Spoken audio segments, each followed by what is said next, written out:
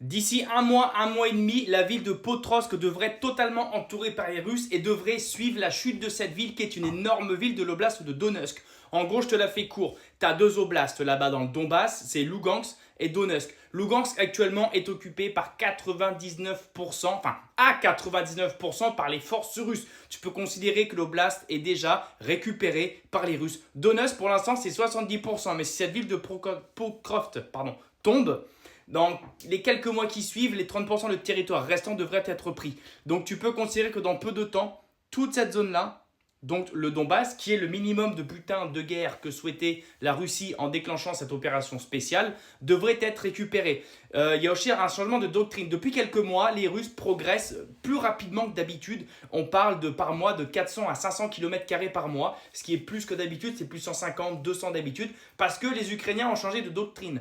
Avant, les Ukrainiens, ils voulaient défendre le moindre centimètre carré, la moindre tranchée, le moindre bosquet. Maintenant, ils envoient leurs drones sur les Russes qui progressent, ils les laissent avancer, ils envoient leurs drones, puis les Ukrainiens, devant la force écrasante des Russes, pas parce que ça leur fait plaisir, reculent l'est du terrain, puis bombardent l'endroit où ils étaient, là où les Russes arrivent. Ce qui fait que depuis quelques temps, il y a un peu moins de morts ukrainiens, même si ça reste énorme, il y a un peu plus de morts russes, parce qu'en fait, ils tombent dans des pièges systématiquement. Par contre, la progression a largement accéléré, et on sait qu'aujourd'hui, les Russes n'arrêteront pas leur progression tant que les deux oblasts, donc le Donbass au total, sera récupéré. Je rappelle que là-bas, depuis 2014, ce sont des populations qui font la guerre, enfin qui se font faire la guerre par le gouvernement de Kiev, par l'Ukraine complète.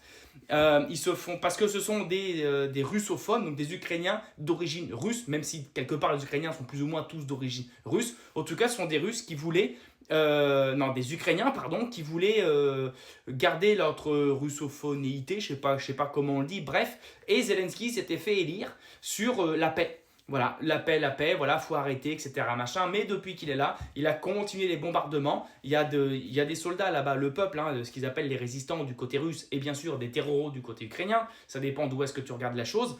Ça se faisait la guerre déjà depuis longtemps. Ils ont interdit le russe comme langue nationale. Il y a beaucoup de discrimination. Il y a eu des arrivées d'eau bloquées. Il y a eu pas mal de choses. En fait, là-bas, c'est une partie de la population qui résiste à le gouvernement de Kiev et au reste de l'Ukraine. C'est comme si je sais pas moi, c'est comme si les Bretons disaient à la France, stop, on arrête, on n'est plus français, maintenant on veut être attaché à la Grande-Bretagne, j'ai une connerie de Grande-Bretagne, t'as compris, et que le gouvernement français disait non, non, non, et que ça bombardait, et que là-bas ils se défendaient avec des tranchées, tout ça, depuis 2014. C'est ça la situation là-bas, c'est ça qui a déclenché la guerre. C'est parce qu'en plus de ça, en plus de martyriser ces populations-là, parce que l'Ukraine est bien sûr largement plus puissante que des gens, des travailleurs, des ouvriers qui résistent, et surtout qu'ils font des bases de l'OTAN de plus en plus du côté de la Russie. Et ça, pour les Russes, c'est intolérable, et pour le coup, on peut les comprendre.